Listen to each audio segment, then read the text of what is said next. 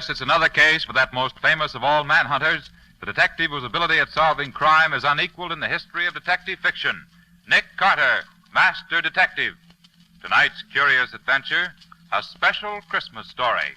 Nick Carter's Christmas Adventure, or the mystery of the reluctant contributor.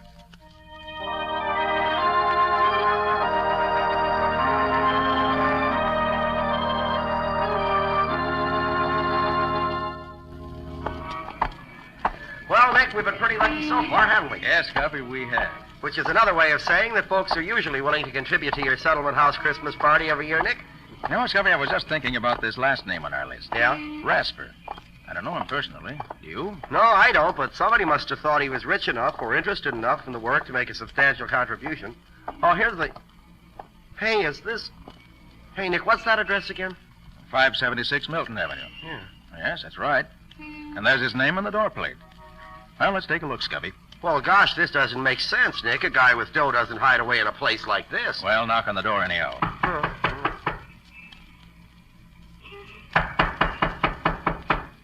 Doesn't seem to be anybody here, Nick. No, hold it, Scubby. I hear someone coming. Who is it? I'm Nicholas Carter. May I speak to Mr. Rasper, please? Nick Carter, eh? Yes. And this is my assistant, Scubby Wilson. How do you do? You, Mr. Rasper? Yes. Well, come in. It's cold out there. You're letting all the heat out. Oh, beg your pardon. Come on, Scubby. Yep, I'm in, Nick, I'm in.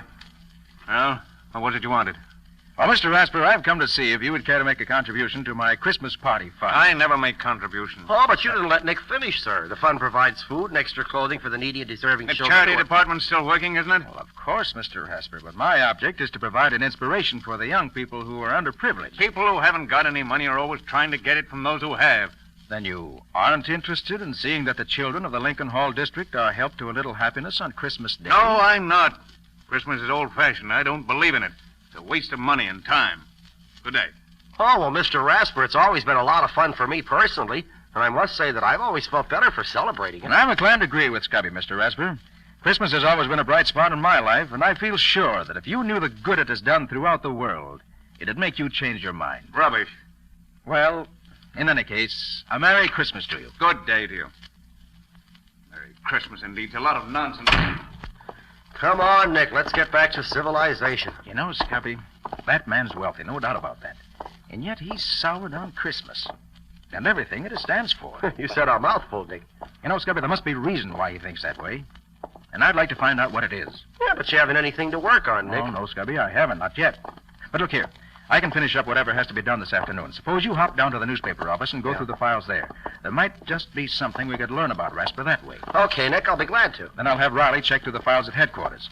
It's a long shot, but something might turn up. Sure, and maybe Patsy has run into something while she's been working down at the settlement house. She might know somebody who knows something about Rasper. Yeah, she might have that. I'll ask her about it. Okay. And maybe with all of us working together on it, we may learn why Rasper's so dead set against Christmas. I'd certainly like to find out.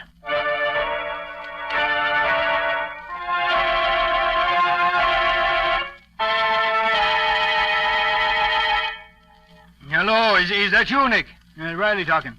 I've been through my files here, and I can't find anything charged against a man named Ben Rasper. Oh, he was licensed to do business with a man named Howard Lowe, but Lowe died some years ago. Otherwise, Rasper's just a successful businessman. Yeah, that's right. I'll tell you what, though, Nick. There's an old fella named Fred Anderson who used to be on the force who knows Rasper. Sure, you can find him at Lincoln Hall, where you're giving the party. He's the watchman there now. Okay, Nick, that's all right. See you tomorrow.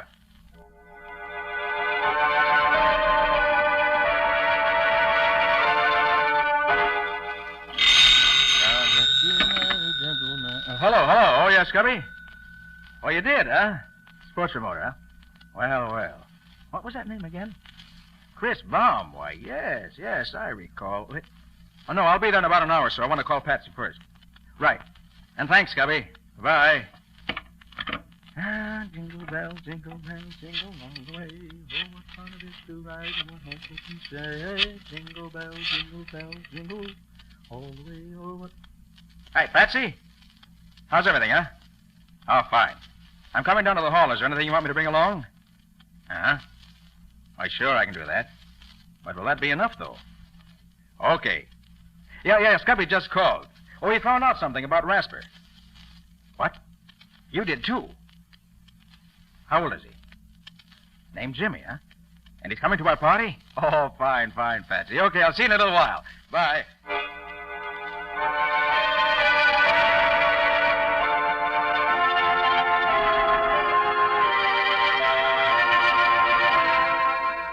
Oh, that's fine. We've collected enough to do this year's party up right. Now let's get organized. Riley, your job will be to get the kids and the needy persons rounded up. Oh, sure, Nick. I'll take care of it. I got your list and the list from the social worker and from the church down there. And there are plenty of others who'll need a lift this year, believe me. I know it, Riley, and I'll depend on you. Scubby, it's your job to see that the tree and decorations and gifts are taken care of. Don't worry, Nick. Decorating is my middle name. I'll make Lincoln Hall look like $1 million in cash. Good boy. And Patsy, you'll see to it that there's plenty to eat and drink for the party, so I won't have to worry about that. I'll take care of the bills, and you have the letters of credit the stores gave us. You know how to do that. Sure thing, Nick. I've been through it with you often enough before. I ought to know what you want by this time. What are you going to be doing, Nick? Me? Well, Riley, I'm going to do a little detecting. I'm going to look into those tips you, Patsy, and Scubby gave me about those people who know Ben Rasper. And by the time I'm through, I hope to find out why it is that he hates Christmas the way he does. And then, well, then, maybe I'll be able to do something about it.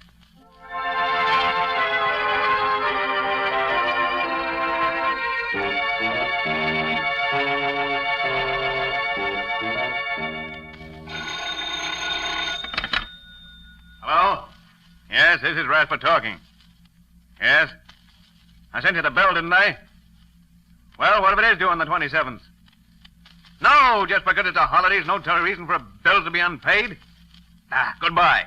Darn fool nonsense, that's what it is. It's a lot of foolish... Still talking big, ain't you, Rasper? Who's that? What do you want? Don't you remember me, Rasper? No, I don't remember you. Who are you? They used to call me the Kid. Chris the Kid. Chris. Sometimes known as the Human Flash. Chris, you? Well? It's been a long time, Rasper, hasn't it? How'd you find me? Who sent you here? A fellow named Nick Carter told me I'd find you here in your office, even if it is Christmas Eve. Nick Carter? Oh, yes. Wanted me to give him some money for some fool party. Oh, for the party at Lincoln Hall, I guess. Hey, he's never asked me for anything. Just gave me what I needed, when I needed it. So he hired you to come here and take up my time to get... No, he didn't send me here. Just said I'd find you here, that's all. I came here on my own accord, just to wish you a Merry Christmas. Thought you'd say that. Well, I don't mind, because it's on account of Nick Carter that I can stand on my own feet again. Not on account of you. What's that? You mind if I sit down? It was on Christmas Eve that we won our first fight, wasn't it? Fight? Oh, yeah. That's a long time ago. Yeah, it was a long time ago. I can remember the noise of the crowd, the glare of the lights, and the smoke curling around and the brightness over the ring, and you leaning over me with that wet towel. You got him going, Chris. Another one like that last round, and you'll have him in the ropes for the count. How do you feel now, kid? I'm okay, Rasper. Just let me at him. I don't have to wait anymore. It's my meat right now. You take your orders from me, kid. I'm the brains here. When you get the signal from me, you give it to him. Okay, Rasper. You're the boss. Go ahead, kid. Keep that left up. Keep your shoulder high. Keep it up. That's right, kid. That's the ticket. Now you can take him. Get set. Take him, Chris. Now! There were a lot of those little affairs after that, Rasper. And I always did what I was told, huh? Yes. You're a good fighter, Chris. Good fighter. I made a lot of money for us in those fights, Rasper. Well, a lot of money. The old days, Chris. Lots of water's gone under lots of bridges since then. I know. And the percentage you paid me didn't last long either. It went just like that water. But I didn't care much about things like that. Till the day a friend of mine came and gave me a warning tip. That started me thinking. Hello, kid. How do you feel? Oh, hello, Rasper. Where you been? I wanted to talk to you. I've been around. What's up? I got a tip today that you're signing up Timmy O'Day. You're going to manage him. Who told you that? Never mind. Is it true? That depends. Depends on what? Look, kid, you're getting slow. O'Day's fresh. He'll be the next champ. If he wins this fight with you tonight, I'm taking him over. If I win tonight? I'm taking O'Day over anyhow. We've been together a long time, kid, and it don't pay to get in too much of a rut. So that's all it means to you, is it? Money. The payoff, huh? What about all the years we've known each other? What about the things we've been through? Why, you know... Don't get yourself all in a sweat, kid. It isn't good for you. You'll get your cut anyway. Don't worry. You'll get your cut. I'll see you later. Rasper, what'll I do? Tell me what to do. I can't see him. My eyes all puffed up. He's cutting me to ribbons. Tell me what to do, Rasper. Don't bother me, kid. Use your own judgment. You're on your own, as of now. But, Rasper, you always... You're on your own, kid.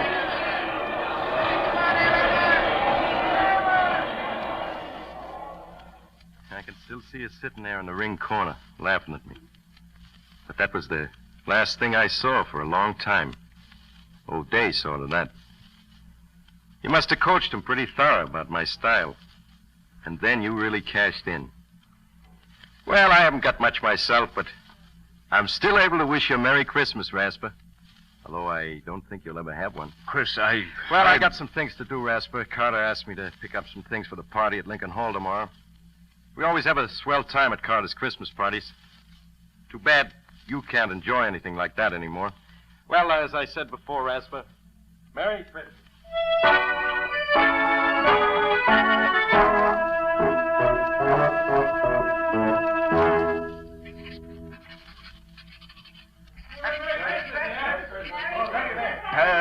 How can a man work with his mind whirling like a merry-go-round? Christmas Eve. God, it's a fine excuse for people to go around yelling at each other in the streets. Disturbing a man when he wants to get some work done. Oh, I might as well close the office and get some rest. Would have been home by now if the kid, if Chris hadn't taken up so much time. What Chris does for a living now. Wonder if... it's none of my concern. Get home and get some sleep. That's what I need. Who's that? I'm closing up. Come back tomorrow morning. Oh, I'm glad I got here before you left, Ben. Who is it? It's Nina, Ben. Oh, Nina. I only stopped by to speak to you for a moment. It's getting quite late, and Well, sit down for a moment, Nina. Oh, thank you. Here, let me get your chair. I suppose it's rather bold of me to come after all this time, but Why, no, Nina, no. I'm glad you did. Is there something you want? Oh, no. No, there's nothing you can do for me, Ben. Jimmy and I are doing very nicely. I just wanted to wish you a Merry Christmas. I was in the neighborhood doing some shopping for the party that Mr. Carter's giving at Lincoln Hall tomorrow, and How is he, Nina? Jimmy, I mean. Oh, he's fine, Ben. He's full of life and interested in everything. He has a good head on his shoulders, and he's very handsome, too. Oh, that's fine. Just fine. You're looking a little tired, Ben. Are you feeling well? Oh, yes, of course. I've been working hard, that's all. I don't spend much time at home. Not much reason to. That's the way you wanted it, Ben. Don't you remember? Nina, where are you? Oh, Jimmy, there's Daddy. Now, wait here for Mommy like a good boy, won't you? I'm coming, Ben. I've been keeping your dinner warm for you. I hope you'll... What's the matter, Ben? You look as if That's nothing, Nina, nothing. I'm in a hurry, that's all. Well, you're always in a hurry, aren't you? Never have time for... Where's my dinner? Sit down, Ben. I'll have it for you right away. This plate is hot now. Be careful that you don't burn yourself. I won't. Salt, please. Here you are, dear. Ben, when you've finished, won't you take time enough out of your business to help me get the tree decorated? I know Jimmy's too young to know much about it, but I'd love to have his Christmas all ready for him in the morning. Look, I'll put him to sleep right away, and then we can start. See, I have some holly and mistletoe for the fireplace, and some ribbon I won't and have paper time on for that, Nina. But, Ben, it's Christmas Eve. Surely you I have have to get back to the office. I'm putting on a championship match for O'Day in January, and the things have gone haywire. Something that can't wait till tomorrow. I have to get it organized right away, that's all. Ben, this is Christmas Eve. Tomorrow will be Jimmy's first Christmas. Doesn't that mean anything to you? You and Jimmy celebrate Christmas any way you want to, Nina. I've something more important to do. Business is more important than sentiment. You certainly can see that. Yes, Ben. I can see that. I've been seeing it more and more during the last few years. I thought that when Jimmy came, maybe you were... No, I was wrong, wasn't I, Ben? You'd even let your love for business break up our home. Break up our... Oh, don't be melodramatic, Nina. I'm not being melodramatic, Ben. I'm trying to be very calm and quiet about it. I've had a lot of time to think when I've sat alone here night after night. And those days on end when you've been away, attending to your business. And what has come out of all this thinking you've done? Just this, Ben. I'm not going on any longer. Either you belong to your family, or your family will get along without you. I have to rush, Nina. Good night. Not good night, Ben. It's goodbye. Jimmy and I are leaving tonight. Look, I haven't time to talk about it with you now, Lena. By the way, this will probably take most of the night. Good night. Goodbye, Ben, and Merry Christmas.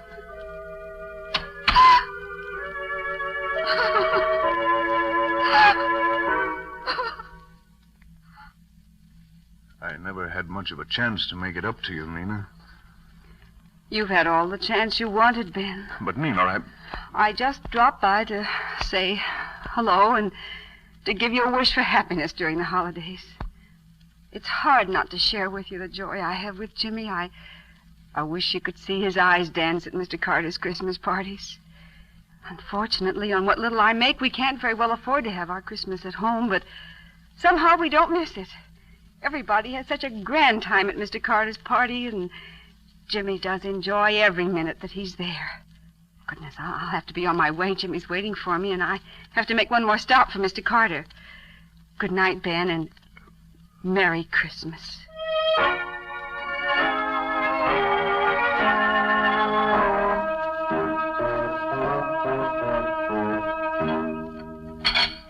This stuff doesn't taste like anything. Nothing at all. I can't understand what's got into me. It's good food, fixed the same as it always is. It just doesn't taste right, that's all. What's that? Someone at the door this time of the night? I'm coming.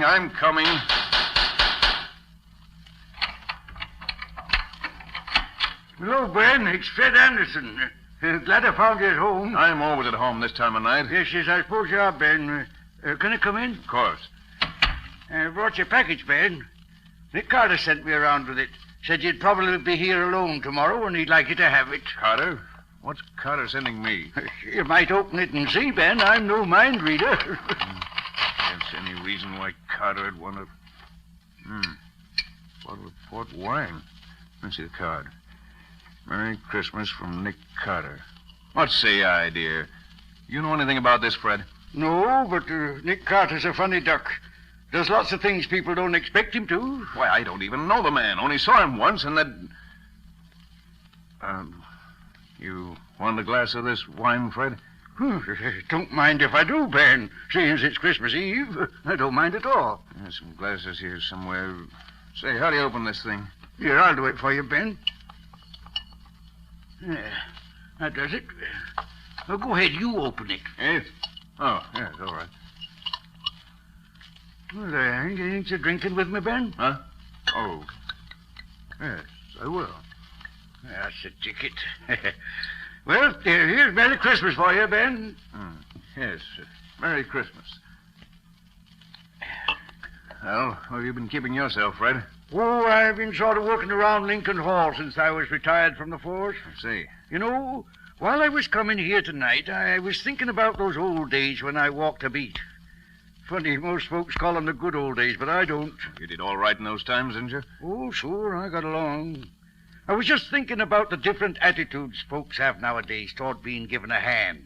They appreciate it more, it seems to me. Charity's still charity, Fred. That hasn't changed. Guess it's all in the point of view, Ben. I guess you haven't changed with the times. That night I met you near the bridge. I was sure you were going to see that you were headed in the wrong direction and wake up in time. Huh? Remember that night, Ben? It was Christmas Eve. You'd just come from the arena. They'd handed you your walking papers because you'd let them down cold. Well, Merry Christmas, officer. Oh, Merry Christmas to you, sir. Well, What you doing out on a night like this, Ben? I thought you'd be up at the arena getting the New Year's fights lined up. What? Oh, it's you, Anderson. No, I'm not at the arena anymore. That's so. What happened? They decided tonight they'd rather have Davis take over my job. Fine Christmas present that is. Well, that's tough news, Ben. What you going to do now? I don't know. I can't seem to think straight. Oh, that's a crazy way for a man like you to talk. On a Christmas Eve, too? Christmas Eve. That's never been anything but a jinx to me. First I get stuck with that no-good fighter O'Day.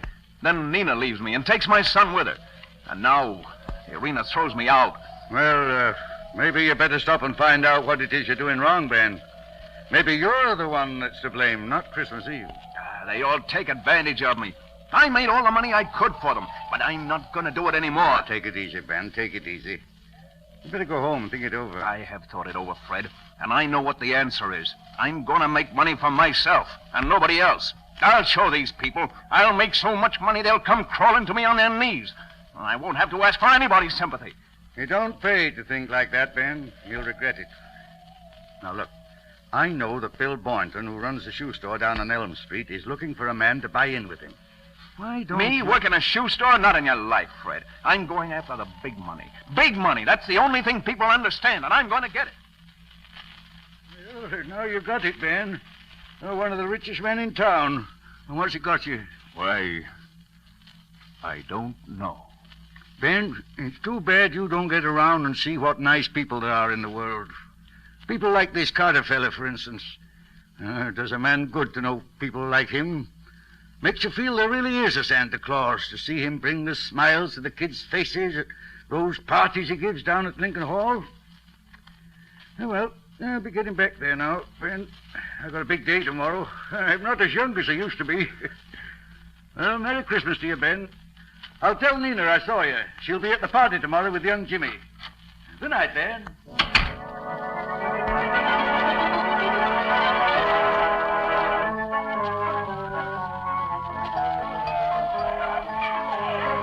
Okay, everybody, quiet now. Come on. That's right. Well, 4 games later on. Now, if you'll all line up along the wall over there and march around here by the tree, Lieutenant Riley will hand you your gifts. Then you go around to the tables there and get your refreshments. Come on now, line up. That's it. That's the ticket. Now, march around here. Come on. Take your time now.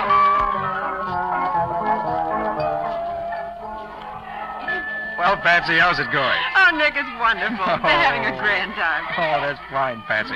Hey, Patsy, look. Over there by the door. What do you see? Where, Nick? Well, who's that? That, Patsy, is Ben Rasper. Is? Oh, I hope he's come to join the party. For heaven's sake, that's the man I've heard so much about. Well, he looks scared to death, Nick. Look, Patsy, will you go over and make him welcome? Oh, of course, Nick. Good. Hello there. Merry Christmas. I'm Patsy Bowen. Oh. Won't you join us? How do you do? I hope I'm not... Do you mind if I just watch?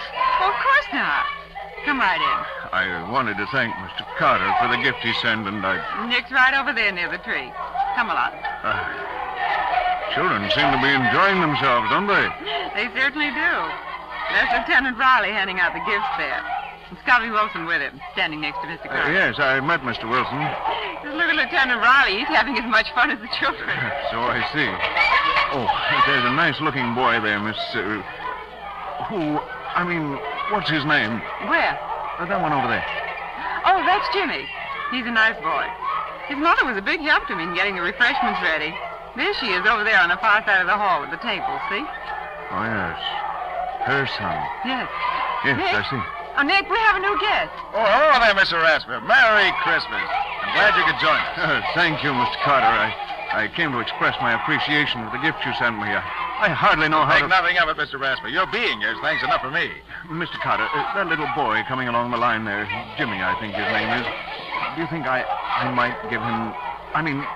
could I hand him his gift, do you think? Why, certainly. Riley, Mr. Rasper here wants to lend a hand. Can you use him? Sure thing, Nick. Come along, Mr. Rasper. Thank you, Mr. Go ahead, Carter. Well, you just hand them these packages as they come along, Mr. Rasper, and enjoy yourself, man. I will. There, little girl. Merry Christmas. Oh, thank you. Say, She liked it, didn't she? Well, they all appreciate a little kindness, Mr. Rasper. Now, here's a gift for that little boy there. Oh. Hello, Jimmy. Here you are. And a Merry Christmas, son.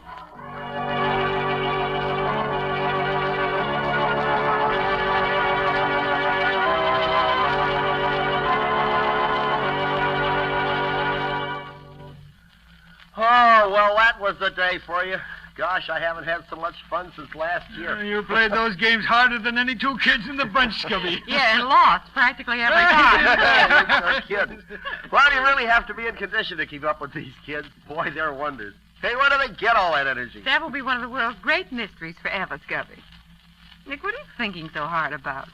Oh, I was just thinking of the way Mr. Rasper took to the party. Oh? Hey, don't you mean the way the party took to Mr. Rasper, Nick? Yeah, I never saw a man open up the way he did. Well, it was wonderful. The children just flocked around him. And that's one of the greatest jobs that Nick Carter ever did. Well, what do you mean, Riley? Well, Patsy, you'll never believe it, but when Nick and I went to see Rasper to get a contribution to the party, he was the hardest case of unadulterated unpleasantness I ever saw. But somehow Nick managed to get under his skin and bring out, well, what you saw tonight. Well, for heaven's sake. How did you do it, Nick? Well, it wasn't difficult, Patsy. You see, I could see when we first spoke to Rasper that he was fighting something. But I didn't know what it was.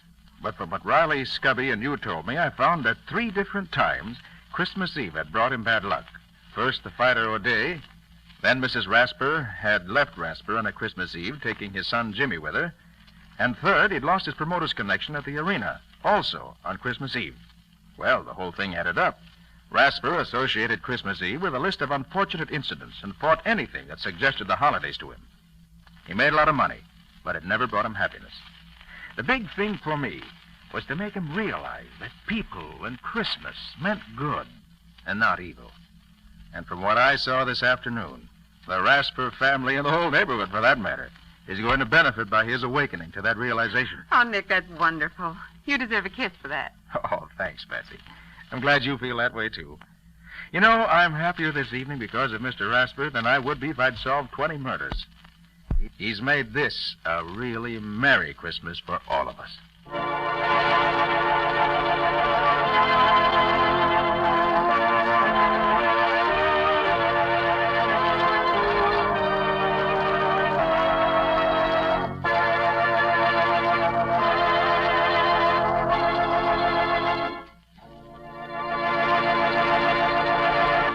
This has been another of the strange adventures of Nick Carter, Master Detective, which are brought to you regularly at this time by WOR Mutual.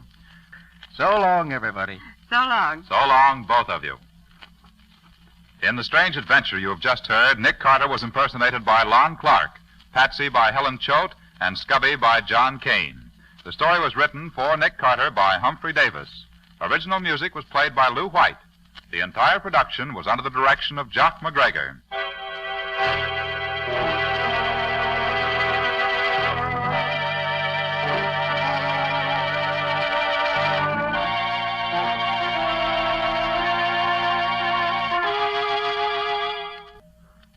The Return of Nick Carter is produced in the studios of WOR and is broadcast over most of these stations.